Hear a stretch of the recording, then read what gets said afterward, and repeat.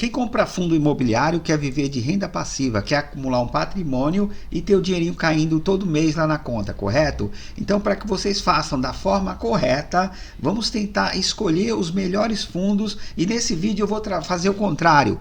Eu vou escolher os piores fundos, vou dar dica de alguns fundos que vocês não devem comprar. Eu sou o Antônio, um investidor iniciante que fez a virada de chave, mudou os comportamentos e está investindo aí na bolsa. Tudo que der certo eu passo para vocês e o que der errado vou passar também, tá bom? Então segue aí nesse vídeo que tem bastante conteúdo aí para vocês. Então falaremos neste vídeo sobre os 4 tipos de fundos imobiliários que vocês devem evitar para que vocês tenham a tão sonhada carteira de investimento blindada com bastante camada de segurança, tá bom? Então vamos lá. Quais os tipos de fundo que eu não compraria para minha carteira?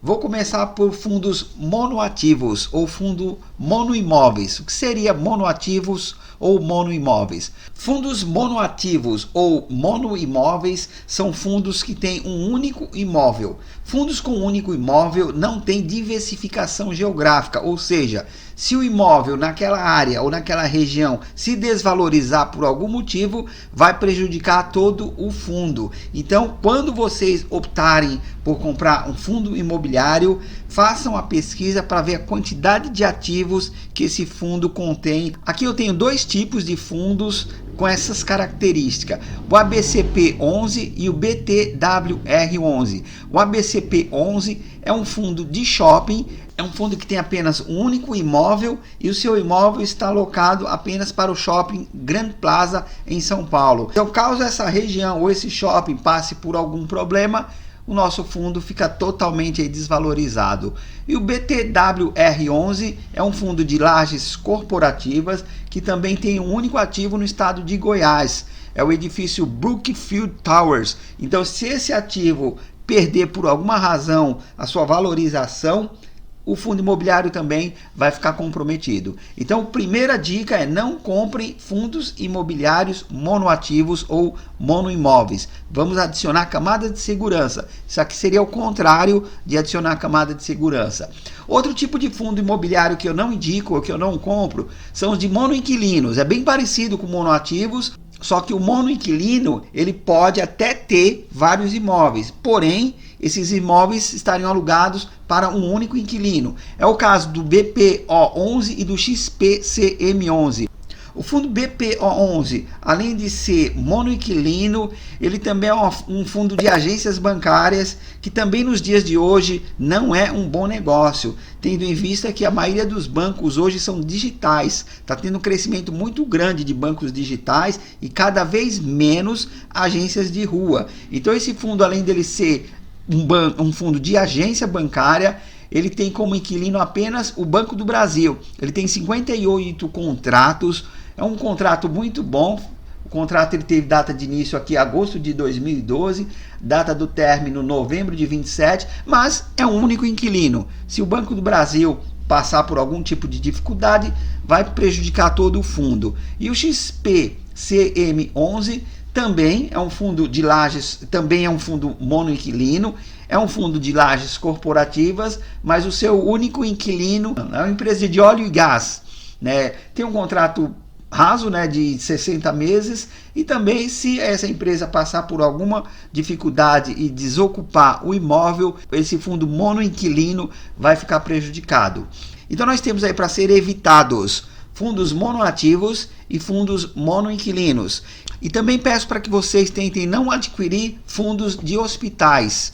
Por que fundo de hospitais? O problema de fundos de hospitais é no caso dos administradores desse hospital não conseguirem cumprir com os contratos, né? Nesse caso, o fundo, para entrar com uma ação de despejo, vai ser um processo muito mais demorado. Os hospitais eles não podem sofrer ações de despejo da noite para o dia, porque tem pessoas doentes, tem pessoas em tratamento. Então, nesse caso, isso vai impactar diretamente a saúde desse fundo. 2 fundos de hospitais que eu deixei listado aqui para vocês evitarem: NSLU11 e HCRI11.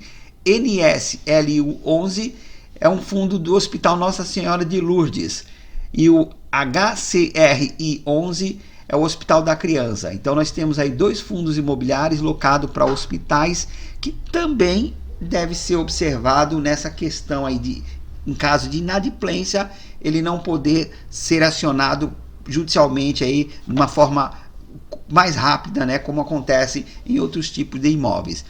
E o quarto tipo de fundo imobiliário que eu devo evitar são os fundos chamados High Yield. Os fundos têm classificações de risco. Nós temos lá High Yield, High Grade e Middle Risk. High Yield são os fundos de alto risco, principalmente os fundos de papéis que têm aí a sua atividade ligada a CRIs, a empréstimos financeiros, para financiamentos imobiliários. Esses fundos High Yield, eles costumam emprestar dinheiros com taxas de juros mais altas em função do risco de pagamento desse empréstimo. O Dividend Yield também costuma ser bem maior, o que vira um atrativo para quem está comprando fundo, mas o risco de inadimplência é muito grande, tá? Então os fundos High Yield são fundos muito arriscados, né? Eles pagam muito bem, mas o risco não vale a pena, tá bom? O High Grade é um fundo de baixo risco e o Middle Risk seria um fundo de médio risco. Então esse é o High Yield, tipos de fundo imobiliário que eu não gostaria de comprar. Um exemplo de fundo de papel High Yield é o DEVA 11, que se desvalorizou bastante aí nos últimos meses. Então é isso, tá, pessoal? Esse vídeo não é indicação de compra, nem do que vocês não devem comprar, é apenas para que vocês reflitam a respeito do assunto, façam sempre as pesquisas em relação a cada um dos ativos que vocês forem adquirir e façam de forma cautelosa, de acordo aí com o perfil de cada um, tá bom?